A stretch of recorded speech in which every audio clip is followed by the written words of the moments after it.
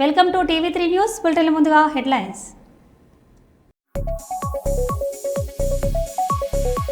ప్రధానమంత్రి శ్రీ నరేంద్ర మోడీ చేతుల మీదుగా అమృత్ భారత్ స్టేషన్ల ప్రారంభం.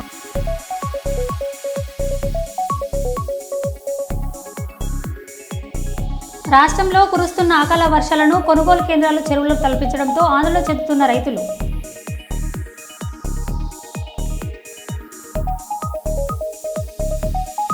మద్యం మత్తులో వీరంగం సృష్టించిన పాత గుంటూరు కానిస్టేబుల్.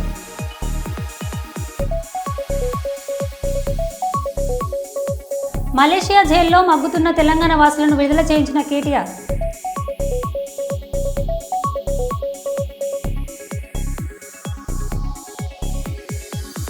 ప్రధానమంత్రి శ్రీ నరేంద్ర మోడీ చేతుల మీదుగా అమృత్ భారత్ స్టేషన్ల ప్రారంభం. పాల్గొన్న కోమటిరెడ్డి.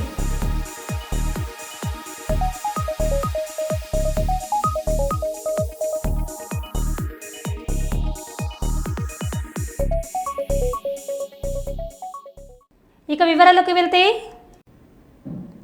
నిరుపేద యువతి వివాహానికి వ్యాల హరీష్ రెడ్డి ఫౌండేషన్ చేయూత. పేదవారికి నేనున్నానని అండగా నిలుస్తున్న వ్యాల హరీష్ రెడ్డి. బీఆర్ఎస్ రాష్ట్ర నాయకులు వ్యాల హరీష్ రెడ్డి రామగుండం నియోజకవర్గంలో నిరుపేద కుటుంబాలకు ఆర్థికంగా ఆదుకుంటూ అండగా నేనున్నానని నిలుస్తున్నారు. రామగుండం కార్పొరేషన్ 8వ డివిజన్ పరిధిలో తల్లిదండ్రులు లేని నిరుపేద యువతి తహేరా వివాహానికి నానమ్మ తాతలు నిర్వహిస్తున్నారని, వారి కుటుంబానికి ఆర్థిక సాయాన్ని అందించాలని విహెచ్ఆర్ ఫౌండేషన్ వ్యవస్థాపకులు వ్యాల హరీష్ రెడ్డి ఆదేశాలతో బీఆర్ఎస్ నియోజకవర్గ అధికార ప్రతినిధి ఎండి రజిత్ పాషా ఆధ్వర్యంలో ముఖ్య అతిథిగా కార్పొరేటర్ ఎన్వి రమణారెడ్డి, మాజీ కోఆపరేటర్ సభ్యులు తస్లీం బాను హాజరై యువతి కుటుంబానికి 10,000 రూపాయల ఆర్థిక సహాయం అందజేశారు. ఈ సందర్భంగా వారు మాట్లాడారు. మరి ఈ వీడియో చూసి వ్యాల హరీష్ రెడ్డి గారు స్పందించి ఈరోజు మరి నిరుపేద కుటుంబానికి చెందినటువంటి ముస్లిం అమ్మాయికి 10,000 సహాయం చేశారు. మరి యావత్తు ముస్లిం సమాజం తరఫున మేము మీకు హృదయపూర్వకంగా కృతజ్ఞతలు తెలియజేస్తున్నాము. రానున్న రోజుల్లో మీరు మరెన్నో సేవా కార్యక్రమాలు చేస్తూ ఉన్నత శిఖరాలకు చేరుకోవాలని మేము ప్రార్థిస్తున్నాం. Thank you. రాష్ట్ర నాయకులు విహెచ్ఆర్ ఫౌండేషన్ వ్యవస్థాపకులు వ్యాల హరీష్ రెడ్డి గారి అన్నగారి ఆధ్వర్యంలో ఈరోజు స్థానిక 8వ డివిజన్ జిఎం కాలనీలో నిరుపేద అమ్మాయి అయినటువంటి స్వర్గీయ మొహమ్మద్ తాజ్ గారి కూతురికి వాళ్ళ అన్నగారి దృష్టికి తీసుకెళ్ళిన వెంటనే అన్నగారు స్పందించి మనకు ఆర్థిక సాయంగా ఎంతో కొంత సాయం చేయాలని గొప్ప ఆలోచనతోని వాళ్ళ 10,000 రూపాయలు వాళ్ళ నానమ్మ తాతయ్య వాళ్ళ పెద్ద దిక్క ఆ పాపకి అన్నీ చేస్తున్న సందర్భంలో అన్నగారు చాలా గొప్పగా సహృదయంతో వీళ్ళకి సాయం చేయడం జరిగింది. అలాగే మనం చూసినట్లయితే రామగుండం నియోజకవర్గ ప్రజల కోసం వ్యాల హరీష్ రెడ్డి అన్నగారు ప్రజాక్షేత్రంలో ఎల్లప్పుడూ రామగుండం నియోజకవర్గ ప్రజల కోసం ఆలోచించుకుంటూ అనేక సేవా కార్యక్రమాలు చేస్తున్నారు. దేశంలో దూర ప్రాంతంలో ఉండి కూడా అన్న ఇక్కడ ప్రజల కోసం ఆలోచించడం చాలా ఇక్కడ ప్రజలు చేసుకున్న అదృష్టం. అనేక సేవా కార్యక్రమాల్లో భాగంగా ఆటో కార్మిక సోదరులకి మొన్నటికి మొన్న సాయం చేయడం, అలాగే మా మైనార్టీ సోదరులకి, మైనార్టీ కుటుంబ సభ్యులందరికీ కూడా ఎప్పుడైనా కూడా ఏ ఆపద వచ్చినా, ఏ పెళ్లికైనా కూడా పేదింటి వివాహానికి ఒక పెద్ద దిక్క, ఒక పెద్ద అన్నలాగా, పెద్ద మేనమామలాగా ఇంటికి ఎక్కడ అడిగినా కూడా అక్కడ సాయం చేయడం జరుగుతుంది. రానున్న రోజుల్లో అన్నయ్యకి మరి కొంచెం మనమందరం బలం చేకూరుస్తాం. ఇలాంటి సాయం చేసినందుకు ధన్యవాదాలు. మరి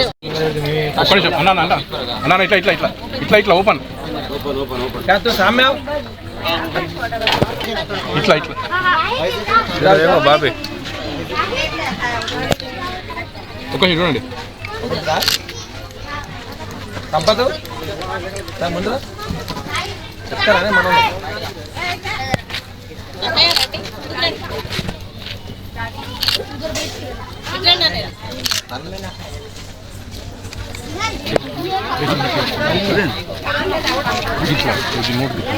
ఇట్లా కొంచెం కింద కనబడరా,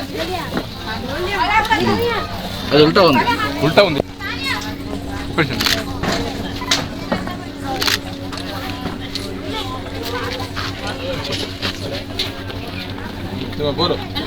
తాడేపల్లి వైఎస్ఆర్సీపీ కేంద్ర కార్యాలయంలో మాజీ ముఖ్యమంత్రి వైఎస్ఆర్సీపీ అధినేత శ్రీ వైఎస్ జగన్ సమక్షంలో వైఎస్ఆర్సీపీలో చేరిన విశాఖపట్నం 41వ వార్డు టీడీపీ కార్పొరేటర్ గోడిగుడ్ల పూర్ణిమ శ్రీధర్ ఈ కార్యక్రమంలో పాల్గొన్న వైఎస్ఆర్సీపీ ఉత్తరాంధ్ర రీజనల్ కోఆర్డినేటర్ కురసాల కన్నబాబు, విశాఖ జిల్లా అధ్యక్షులు కేకే రాజు, విశాఖ సౌత్ ఇన్ఛార్జ్ వాసుపల్లి గణేష్ ఈ సందర్భంగా ఆమెను కండువ కప్పి పార్టీలోకి ఆహ్వానించిన జగన్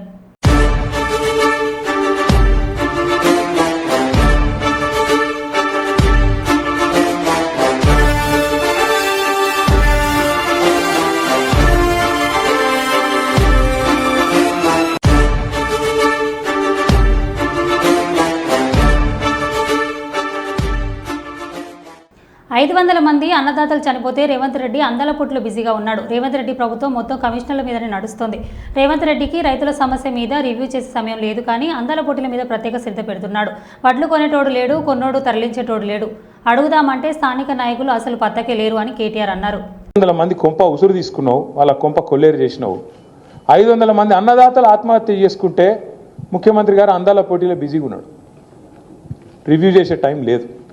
కల్లాల వడ్లు అట్లే ఉన్నాయి, కొనటోడు లేడు, కాంట పెట్టేటోడు లేడు, పట్టించుకున్నోడు లేడు. ఇప్పటికే అమ్మిన కాడికి పాపం మిల్లర్లకు అమ్ముకున్నారు. ఇప్పటికే 40-50% అమ్ముకున్నారు. ఆడనో ఇన్నో 10% 20% కొన్నారు, కానీ దాన్ని పట్టించుకున్నోడు లేడు.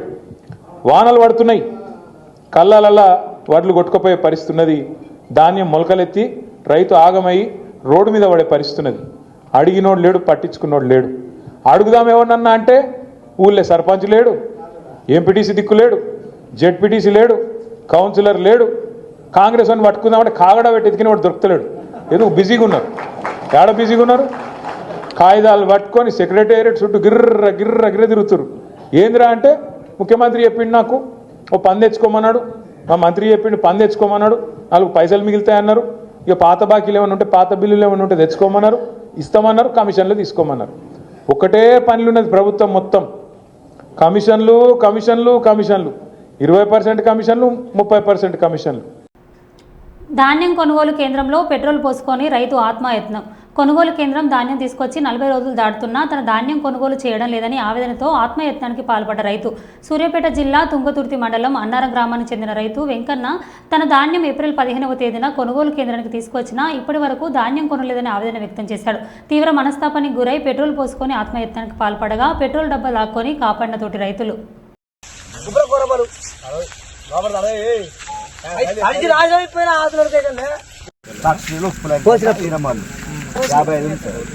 అయితే ఇప్పుడు 126 వచ్చాయన ఆయన పెట్టింది, కానీ ట్రాక్టర్స్ ఆయన పెట్టిగా ఈ ఉప్పుల సైజు 126 వెళ్ళిపోయింది. ఇంకా అట్లాంటి బొచ్చడు పోయినా సారు, అట్లాంటి బొచ్చడు పోయినాయి. అదొకటే 20-30 మంది పెట్టిరా అమానీలు, అసలు పెట్టిరా అమానీలు మనం రాపింది వాళ్ళు. మీరు చేయాలి కదా, మరి 126 తొమ్మిది వెళ్ళిపోతుంది. మరి వాళ్ళే ముందుగా రాలేదు కదా సార్. మ్యాచ్ రాలేదు సార్, బ్యాచర్ ముందు వెళ్ళిపోవాలిగా. సీరియల్ నెంబర్ ఏదన్నా మ్యాచ్ ఇప్పుడు మ్యాచర్ వచ్చింది అనుకో, ఈ రోజు చూసిన వాళ్ళు రాలే.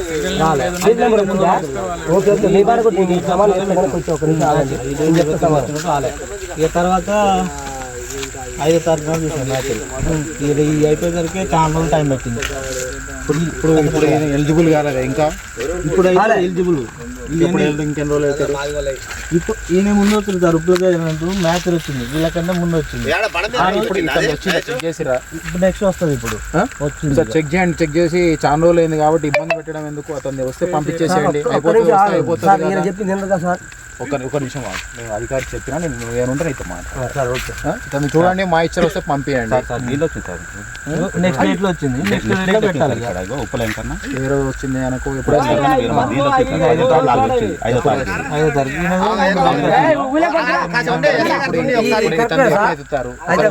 ఈ రోజు ఎత్తటోళ్ళు కానీ మా అనొచ్చి అట్లంటే మరి మాకు కూడా ఉంది. తొందరగా ఎత్తేసేయండి, ఇబ్బంది పెట్టకండి. అయితే కానీ ఉప్పు రాసేది ఇబ్బంది పెట్టండి. సార్ ఒక్క నిమిషం దయచేసి.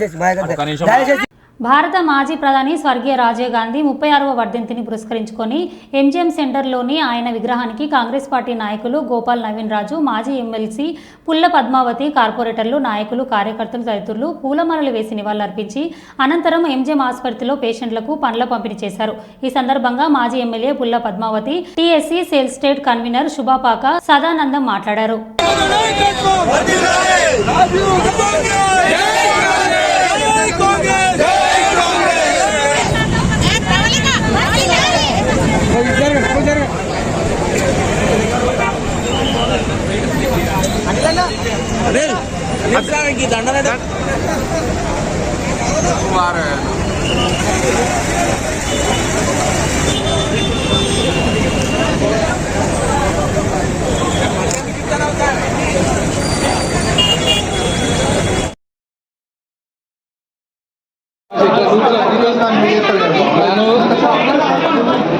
రవి గారు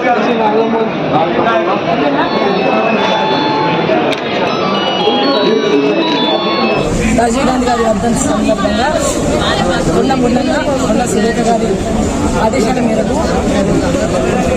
రాజీవ్ గాంధీ విగ్రహానికి నివాళులు అర్పించుకొని మరి పక్కనే ఉన్న ఎంజిఎం పేదల ఆసుపత్రి ఆ నిరుపేదలకు పళ్ళు పంచడానికి ఇక్కడ రావడం జరిగింది. రాజీవ్ గాంధీ బ్రతికుంటే ఈ దేశం ఇంకా వేరే రకంగా ఉండేది. కానీ ఆయన బ్రతికిన నాళ్ళు ఆయన టెక్నాలజీ విషయంలో మరి పేద బడుగు వర్గాల గురించి ఆయన ఆలోచించడం జరిగింది. ఇప్పుడు పల్లెలు ఈ ఫోన్లు, ఈ కరెంటు, మరి ఈ ఇన్ఫ్రాస్ట్రక్చర్ అంతా ఆయన ముందు చూపుతోనే రావడం జరిగింది. ఆయన చనిపోయిన దినోత్సవాన్ని సద్భావన దినోత్సవంగా కొన్ని వారాలు చేసేవాళ్ళము. టెర్రరిజానికి అగెనెస్ట్గా ఆ రోజు తీసుకోవడం జరుగుతుంది.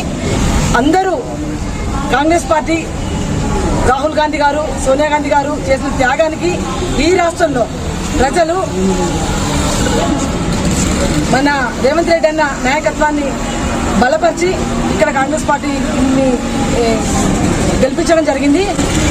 ఏ అయితే ఆశయాలతోటి, ఏ అయితే నమ్మకాలతోటి మాకు అధికారాన్ని ఇచ్చారో అవన్నిటినీ ప్రాణాలు ఒడ్డైనా పర్లే మా కాంగ్రెస్ పార్టీ పేద ప్రజల ఇంటికి వాళ్ళ బ్రతుకులు బాగుపడడానికి మేము ఇచ్చిన మాటలన్నీ మేము నెరవేర్చుకుంటామని ఈ ద్వారా తెలియజేసుకుంటూ 1991-92లో రాజీవ్ గాంధీ గారి విగ్రహం పుల్లా భాస్కర్ గారి యూత్ కాంగ్రెస్ అధ్యక్షుడిగా ఉండే నేనుండి అప్పుడు మేడం సురేఖ గారు ఉండే, ఉండమరల్ సాబ్ ఉండే.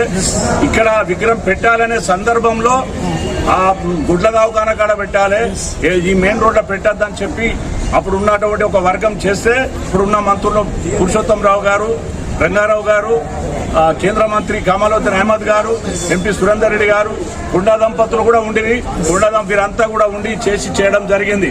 92 ఆ రోజు శంకుస్థాపన చేసి ఇట్లా చేయడం జరిగింది. రామగుండం రీక్రియేషనల్ క్లబ్ ఆధ్వర్యంలో గోదావరిఖని పట్టణ ప్రధాన చౌరస్సులో ప్రతిరోజు 1000 మంది మజ్జిగ పంపిణీ చేసే కార్యక్రమం గురువారం 22 రోజులకు చేరుకుంది. రామగుండం రీక్రియేషనల్ క్లబ్ సభ్యులు సింగరేణి సంస్థ రామగుండం ఏరియా 2 OCP 3లో ఈపీ ఆపరేటర్గా పనిచేస్తున్న చల్ల రాజేందర్ రెడ్డి తన పుట్టినరోజు సందర్భంగా మజ్జిగ పంపిణీ కార్యక్రమాన్ని సహకరించారు.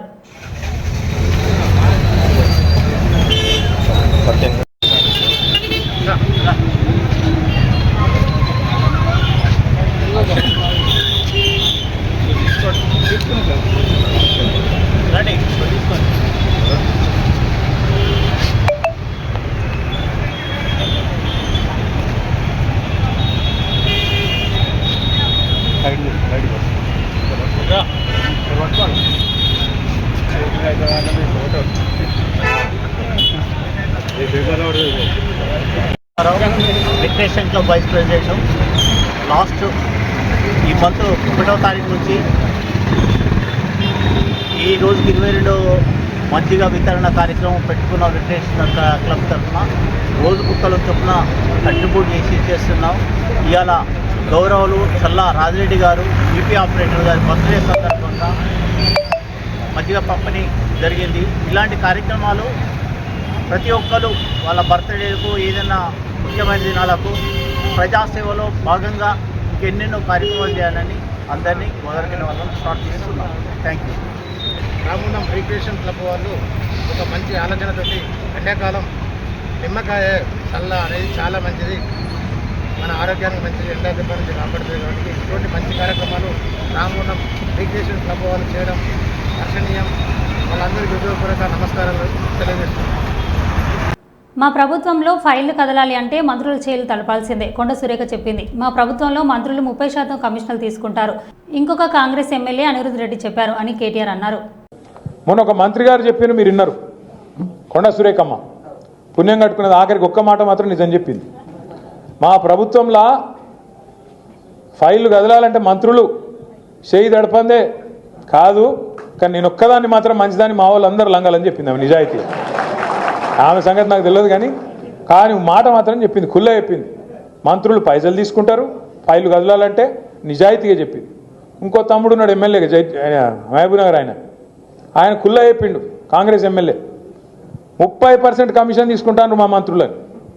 ఇక ఆఖరికి కాంట్రాక్టర్లు వచ్చి సెక్రటేరియట్లో ధర్నా పెట్టిండ్రు. ఉప ముఖ్యమంత్రి బట్టి విక్రమార్క ఛాంబర్ ముంగట 20% కమిషన్ 30% కమిషన్ నీకిస్తే మాకేం మిగులుతుందిరా భయ్ అని చెప్పి వాళ్ళు. ఇదంతా ఎందుకు చెప్తున్నా అంటే కేసీఆర్కు కాళేశ్వరం కమిషనర్ నోటీసులు ఇవ్వడంపై మాజీ మంత్రి కేటీఆర్ స్పందించారు. కాంగ్రెస్ బీజేపీ నాటకం భాగంగానే నోటీసులు ఇచ్చారని, వాటికి ధైర్యంగా ఎదుర్కొంటామని, 15 నెలల పాలనలో కమిషనర్లు తప్ప కాంగ్రెస్ చేసిందేమీ లేదని దుయ్యబడ్డారు. కమిషనర్ల నుంచి ప్రజల దృష్టికి మళ్లించడానికే కేసీఆర్ నోటీసులు ఇచ్చారని విమర్శించారు. 6 గ్యారెంటీలు, తులం బంగారం, 4000 పెన్షన్ ఏమయ్యాయని నల్గొండలో ప్రశ్నించారు కేటీఆర్. ప్రయత్నం ఏదైతే ఉందో ప్రజలకు వాస్తవాలు తెలుసు. మాకు ఈ దేశంలోని చట్టాల మీద, న్యాయ వ్యవస్థ మీద మాకు సంపూర్ణమైన విశ్వాసం ఉంది. తప్పకుండా ఈ ప్రభుత్వాన్ని మాత్రం తప్పించుకుందామనే ప్రయత్నం చేస్తూ ఉన్నారు. అంటే కమిషన్ల పేరిట, కాలయాపన పేరిట, కమిటీల పేరిట తామిచ్చిన 6 గ్యారెంటీలు, 420 హామీలు, వాటిని ప్రజల దృష్టి వాటి నుంచి పక్కకు తీసుకుపోయే ప్రయత్నం ఏదైతే చేస్తున్నారో వదిలిపెట్టే సమస్య లేదు. ఎప్పుడు ఇస్తావు నెలకు 2500 అని రాష్ట్రంలోని 1,68,00,000 మంది ఆడబిడ్డలు అడుగుతూనే ఉంటాం. అట్లాగే ఎప్పుడు ఇస్తావు తులం బంగారం అని ఇవాళ పెళ్లిళ్లలో ఉండే ఆడబిడ్డల తల్లిదండ్రులు అడుగుతున్నారు, వదిలిపెట్టాం. ఎప్పుడు ఇస్తావు 4000 పెన్షన్ అని చెప్పి ఇవాళ రాష్ట్రంలోని పెద్ద మనుషులు అడుగుతున్నారు, వాళ్ళ తరపున అడుగుతూనే ఉంటాం. అట్లాగే ప్రతి ఒక్క హామీని అమలు చేసేదాకా వదిలిపెట్టాం. మీరు ఎన్ని నోటీసులు ఇచ్చినా, ఎన్ని డ్రామాలు ఆడినా అవన్నీ కూడా తప్పకుండా దూది పింజల్లాగా తేలిపోతాయనే మాట కూడా తప్పకుండా చెబుతూ, ముమ్మాటికి న్యాయము ధర్మము గెలుస్తుంది. ముమ్మాటికి తెలంగాణకు మేలు చేసిన వాళ్ళని ఆ దేవుడు కాపాడతాడు. మీరు ఎన్ని చిల్లర ప్రయత్నాలు చేసినా, వచ్చి 17 నెలల నుంచి మీరు చేస్తున్నాయని చిల్లర ప్రయత్నాలే. ఈ కమిషన్ అని, ఆ కమిషన్ అని, ఈ ఎంక్వైరీ అని, ఆ ఎంక్వైరీ అని. అందుకే నేను చెప్పేది, ఈ 3D మంత్రం ఎక్కువ రోజులు నడవదు. ఈ డిసెప్షన్, డిస్ట్రక్షన్, డిస్ట్రాక్షన్ అనే మీ ఆలోచన ఏదైతుందో. భద్రాద్రి కొత్తగూడెం జిల్లా బుర్గంపాడు మండలం సారపాకలో గాంధీనగర్ గ్రామవాసి కేసుపాక వీరన్న వేరే మహిళతో అక్రమ సంబంధం పెట్టుకొని తనను వేధిస్తున్నాడని, తనకు న్యాయం చేయాలని అత్తగారింటి ముందు నిరసన తెలిపింది. పెద్దల సమక్షంలో నన్ను పెళ్లి చేసుకొని పిల్లలు లేరని ఇతర కారణాలు చూపుతూ నన్ను వదిలించుకోవడానికి చూస్తున్నాడని ఆవేదన వ్యక్తం చేసింది. నా భర్త నాకు కావాలంటూ న్యాయం చేయాలని కోరింది. పెద్దంతల్లి గుళ్ళో మా పెళ్ళయిందండి 2015లో. మా పెళ్ళయి కూడా 11 సంవత్సరాలు కావస్తుంది. ఈ మధ్య కాలంలో ఒక అమ్మాయితో, దానూరి స్వరూప అనే అమ్మాయితో ఇల్లీగల్ ఎఫైర్ పెట్టుకుని నన్ను మానసికంగా, శారీరకంగా టార్చర్ చేస్తున్నాడండి. ఈ విషయం మేము మా అత్తగారు చెప్తే వాళ్ళేమో మాకు తెలియదు, వాడు చచ్చిపోతా అంటున్నాడు అని చెప్పేసి వాళ్ళు కూడా చెప్తున్నారు. మాకు చెప్పకని చెప్పేసి మా బావగారు కేసుపాక వీరభద్రం గారండి, ఆయనను మా అత్తగారు, మా మామగారు, వీళ్ళు ముగ్గురు ఆయనకి సపోర్ట్ చేస్తున్నారండి. నాకు నేను కంప్లైంట్ ఇచ్చానండి, పాలవంచలో కంప్లైంట్ ఇచ్చినా నాకు అక్కడ న్యాయం జరగలేదు. పెద్ద మనుషులలో జరగలేదండి. వాళ్ళ లాయర్ అన్నారు, లాయర్ దగ్గర కూడా నాకేం జరగలేదండి. నాకు అమ్మ కూడా లేదు, నాన్న ఎక్కడ ఉంటాడు, అన్నయ్య తమ్ముడు చేసుకుంటేనే తినడం. ఇప్పుడు నన్ను వద్దంటున్నారు. నేను ఇంటికి వచ్చానండి, అన్నయ్య పెద్దమ్మని తమ్ముని తీసుకుని ఇంటికి వచ్చాను. నువ్వు వెళ్ళిపో, నాకు వద్దు అని చెప్పేసి అంటున్నాడు. ఆ 3rd పర్సన్ రావడం వల్లే మాకు ఇట్లా అయిపోయిందండి, దూరంగా అయిపోయాం. ఆ పర్సన్ ఎవరో కొంచెం దూరం వెళ్ళిపోతే మా లైఫ్ లోకి మళ్ళీ రాకుండా ఉంటే మేము మంచిగా ఉండాలని నేను కోరుకుంటున్నానండి. నాకు న్యాయం చేయగలరని కోరుకుంటున్నాను. అకాల వర్షాలతో ఆగమవుతున్న రైతన్నలు. రాష్ట్రంలో వర్షాలు పడతాయని వాతావరణ శాఖ ముందుగానే హెచ్చరించిన మొద్దు నిద్ర నుండి మేల్కొని కాంగ్రెస్ ప్రభుత్వం. మహబూబాబాద్ జిల్లా తొర్రూరు మండలం అమ్మాపురం గ్రామంలో కాంటపెట్టి 20 రోజులు గడుస్తున్న అధికారులు కొనుగోలు కేంద్రం నుండి ధాన్యాలు తరలించకపోవడంతో రాష్ట్రానికి తడిసి ముద్దైన ధాన్య బస్తాలు. రాష్ట్రంలో కురుస్తున్న అకాల వర్షాలు కొనుగోలు కేంద్రాలు చెరువులుగా తలపిస్తుండటంతో ఆందోళన చెందుతున్న రైతులు.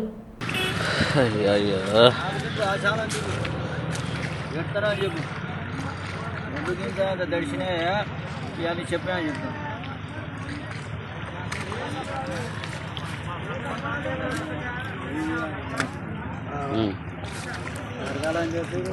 ఒక ఫుడ్ అయితే మీ దగ్గర వెళ్ళిపోవద్దు, మీ ఇద్దరు లేకపోతే ముగ్గురు.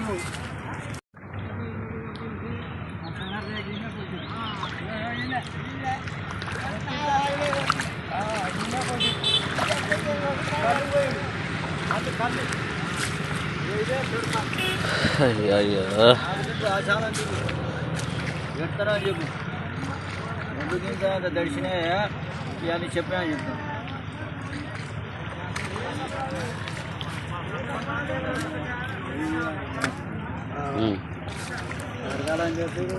ఒక ఫుడ్ అయితే మీ దగ్గర వెళ్ళిపోవద్దు, మీ ఇద్దరు లేకపోతే ముగ్గురు. భారతదేశాన్ని అభివృద్ధి పథకంలో నడిపించేందుకు ప్రధాని మోడీ అధిక ప్రాధాన్యత ఇస్తున్నారని కేంద్ర మంత్రి భూపతి శ్రీనివాస వర్మ అన్నారు. అమృత్ భారత్ స్టేషన్ పథకంలో భాగంగా పునరాభివృద్ధి చెందిన వరంగల్ స్టేషన్లను భారత ప్రధాని నరేంద్ర మోడీ వర్చువల్గా ప్రారంభించగా వరంగల్ స్టేషన్ కార్యక్రమంలో పాల్గొన్న కేంద్ర యూనియన్ మినిస్టర్ భూపతి శ్రీనివాస వర్మ, రాష్ట్ర మంత్రి పొంగులేటి శ్రీనివాసరెడ్డి, డిప్యూటీ చైర్మన్ బండ ప్రకాష్, ఎంపీలు డీకే అరుణ, ఈటల రాజేందర్, కడియం కావ్య, ఎమ్మెల్యేలు నాయని రాజేందర్ రెడ్డి, ప్రకాష్ రెడ్డి, నాగరాజు, యశస్విని రెడ్డి, ఎమ్మెల్సీ బాసవరాజు, సారయ్య, మేయర్ గుండు సుధారాణి, బీజేపీ మాజీ ఎమ్మెల్యేలు, ప్రతినిధులు, కలెక్టర్, కమిషనర్ అధికారులు తదితరులు పాల్గొన్నారు. ఈ సందర్భంగా కేంద్ర రాష్ట్ర మంత్రులు మాట్లాడుతూ జరుగుతున్న అభివృద్ధి కార్యక్రమాలను వివరించారు.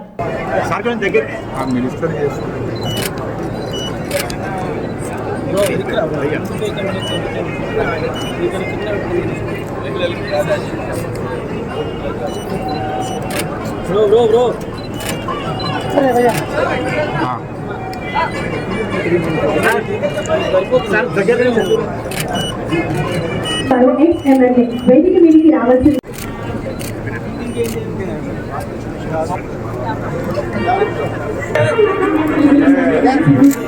ఇప్పుడు గౌరవ ప్రధానమంత్రి గారు సందర్భంగా తెలియజేస్తున్నాం. నరేంద్ర మోడీ గారు భారత ప్రధానమంత్రిగా బాధ్యతలు స్వీకరించాక దేశంలో అన్ని రంగాల్లో కూడా ప్రపంచంలో ఇతర దేశాల్లో పోటీ పడే విధంగా పెద్ద ఎత్తున వికసిత్ భారత్ లక్ష్యంగా కార్యక్రమాలతో ముందుకు వెళ్తున్నారనేటువంటి విషయాన్ని మనంతా కూడా గ్రహించాలి. అందులో భాగంగా ఈ దేశంలో రైల్వేలు పెద్ద ఎత్తున అభివృద్ధి పరచాలనేటువంటి ఆలోచన, పెద్ద ఎత్తున డబ్లింగ్ రైలు చేపట్టారు, పెద్ద ఎత్తున వందే భారత్ రైలుని వినియోగంలోకి తీసుకొచ్చారు. రాబోయేటువంటి రోజుల్లో బుల్లెట్ ట్రైన్స్ ను కూడా ఈ దేశంలో ప్రవేశపెట్టడానికి ఒక కార్యాచరణతో ముందుకు వెళ్తున్నటువంటి సందర్భాన్ని మనంతా కూడా గ్రహించాలి. అంటే ఇదే సమయంలో ఏదైతే రైల్వే స్టేషన్స్ ఉన్నాయో చాలా సంవత్సరాల పాటు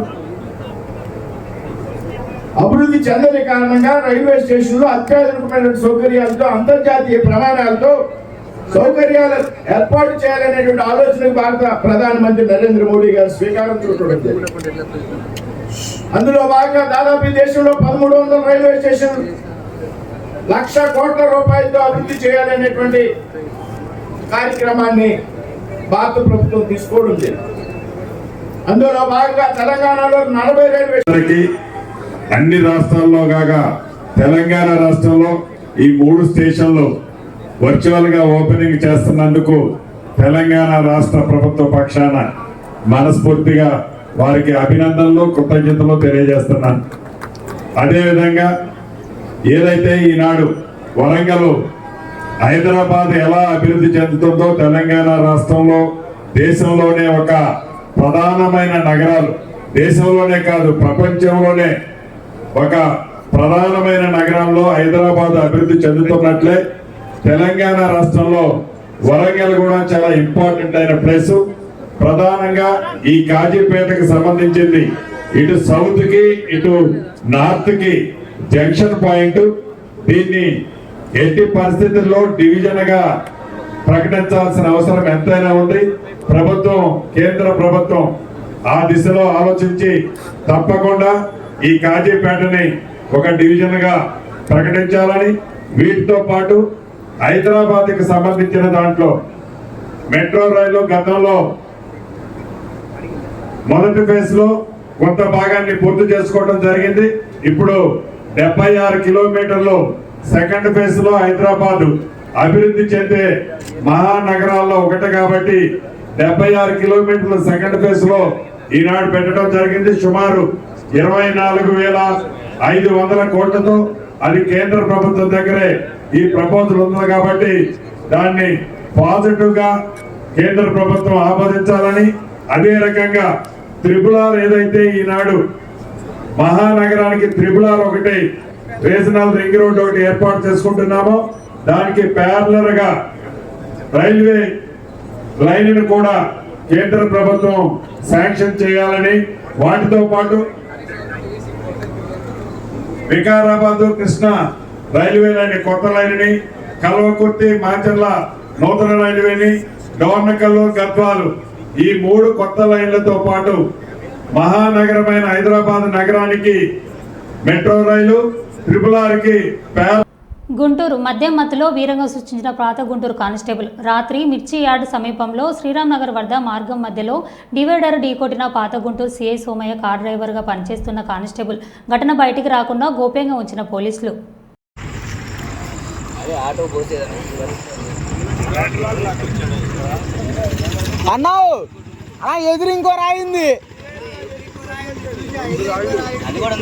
ఎదురు ఇంకో రాయింది బండికి రాయి లేకపోతే ఆడు ఉంటాడు పోయి ఆ రాయి ఉంది కాబట్టి ఇప్పుడు మనోడు ఉన్నాడు.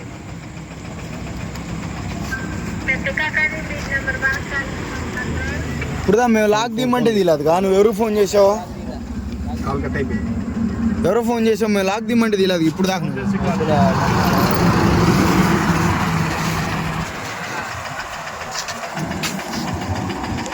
మరో బులెటిన్లో మళ్ళీ కలుద్దాం. Stay tune.